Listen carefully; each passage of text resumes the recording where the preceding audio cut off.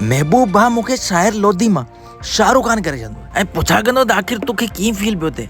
मूंखे ॾाढो सुठो ई फील थींदो पियो, छो जो मूंखे पंहिंजी शक्ल काफ़ी टाइम खां पोइ वणंदी पई आहे। मुंहिंजे वारनि खे प्लस्तर करे सेट करे पोइ वारो ईंदो आहे मुंहिंजे मासा जेको वारनि जी शटिंग जो कमु कराईंदो। दोस्तो आउं तव्हांखे ॿुधाईंदो हलां, नंढे हूंदे खां वठी हिन माण्हू सां गॾु ई आउं रहियो आहियां ऐं उन करे मूं काफ़ी सारियूं शयूं हिन खां सिखियूं आहिनि। जेॾीमहिल असीं ॿाहिरि ईंदा आहियूं त ॾिसंदा आहियूं त माक पई रही हूंदी आहे ऐं मासाद मारो वेचारो कश्मकश में हूंदो त आख़िर हिननि छोरनि खे 800 रुपए जी पिज़्ज़ा खाराइणो पवंदो। ख़बर न आहे अनीस खे केरु चवंदो त हिते जो पिज़्ज़ा मशहूरु आहे। बार बार उहो मासाद खे इहा ई ॻाल्हि करे रहियो हूंदो त असांखे पिज़्ज़ा खाराए, उहो ॾाढे खणाणी।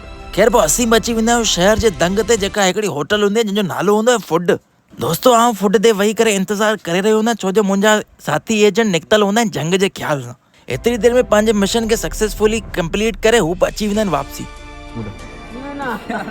अरे शर्मा न छा आहे हल हल हल हल अखी बंदि करे ॻाल्हि। मूंखे इहो ॻाल्हि सम्झ में नथी अचे माण्हू आख़िर कैमरा खां छो लाराईंदा आहिनि। ख़ैर दोस्त खे थोरो घणो सम्झाइण खां पोइ हू असांखे पंहिंजो मेन्यू ॿुधाईंदो आहे। कहिड़ो पिज़्ज़ा खाईंदा असीं तुंहिंजे हथनि जो पिज़्ज़ा खाईंदा तो न सॉरी लार्ज 1000 ऐं मीडियम 700 ऐं small 400। Over to you sir, over to you. Medium medium खणी आ रणा। मीडियम पंहिंजे हथनि सां खणी अच। घणो टाइम लॻंदो? 10 मिंट। वॾो तकिड़ो यार, 10 मिंट जी सर्विस सुठी आहे। ॾिसूं था 10 मिंट आउं हींअर ई गणियां थो। 12 लॻी 10 मिंट। अड़े 12 लॻी 10 मिंट थिया।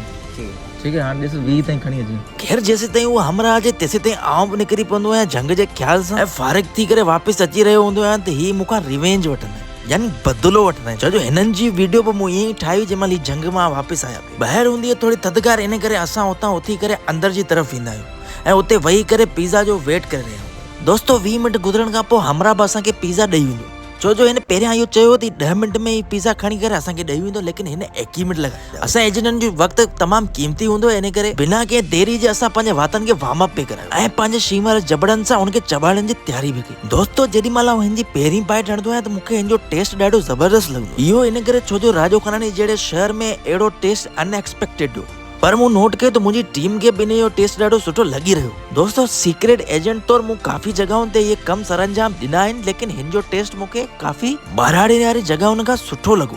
दोस्तो असां पिज़्ज़ा जो मज़ो वठी रहिया हूंदा आहियूं, तेसि ताईं असांजी नज़र पवंदी आहे इंडिया मां आयल रणवीर सिंह ते, जेको कुते वारी नज़र सां असांखे ॾिसी रहियो ऐं इहा उमेद रखियो वेठो हूंदो त शायदि अनीस खे मूं ते क्यास पए।